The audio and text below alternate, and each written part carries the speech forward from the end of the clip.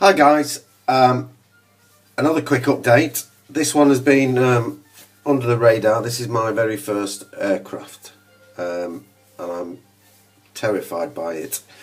I've really enjoyed it. I was going to throw it out to you aircraft guys out there. I think other people have mentioned it's like a minefield going to a new genre of modelling. But I can see why you guys do so much of it. I started this a couple of weeks ago, to be honest. As you can see, it's primed, but I'm not. I just don't know. I'm just that. I don't know the correct term is ignorant of aircraft. I don't know what's right, what's wrong. I look at it sometimes and think, yeah, that's nice, and then other times. It's on hold at the moment. I'm waiting on a scriber. So this was the first question to you aircraft guys, is how much detail do you bring back? I mean, this has been sanded. Now the area that I always look at is if we can pick up. It's not going to pick up by the gun port. I don't know how deep to rescribe that. I don't know whether it's just got to be a clear line. I just don't know. So there's my scribing question. So if somebody could point me in the right direction on there. I mean, you can see on that wing on that. See, I don't even know the terms. That flappy thing there. We'll go for that. That works for me. You can see where the filler's in. And I don't know whether it's just a case of making it all equal and a line, and how prominent the lines should be. So that was the first thing. The second thing I've learned is that I've built it too much. I've put too much on it. I mean, I know now probably the propellers shouldn't be on because it is getting in the way. I've snapped the landing gear off, so a quick upturn shows that I've now... Oh, and that's why I probably snapped the landing gear off. I am now going for a in-flight. Initially I was going to do it on the deck, but due to my accident I'm going to do it like that. Obviously they've got to be primed and glued. But again, we're looking at the bottom there, you can see the bits of filler. I know it needs a sanding, but I'm just so scared of sanding too much off and then having to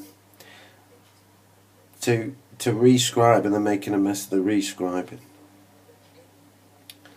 So that's where we stand with that. I know you're probably all going to say, don't put the propellers on before you do anything else.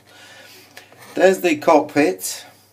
Now, I remember I did an update, a few updates ago, I said cockpits, cockpits, cockpits. Now, you guys out there said the cockpits weren't too, I think it was Warren. Thanks for your advice, Warren. Said the cockpit wasn't too bad, and if I'm honest, the interior wasn't too bad. But this masking, my life. I see some of the models where they're like multi-paned canopies, and I think, how the hell? So because this is my first model, I've done a bit of an experiment on that canopy. Underneath that primer, we've got Mascol, we've got masking tape, we've got all sorts on there, and the thing that horrifies me about it is I am not going to know if that was successful until I've painted this model and then I start doing finishing touches and take all that off. And I suppose it's one of the anticipation things. But as you can see, I put filler, I think that was Mr. Surfacer, around the edge, a bit of sanding. I'm going to clean that up. But it's my first aircraft and I am enjoying it.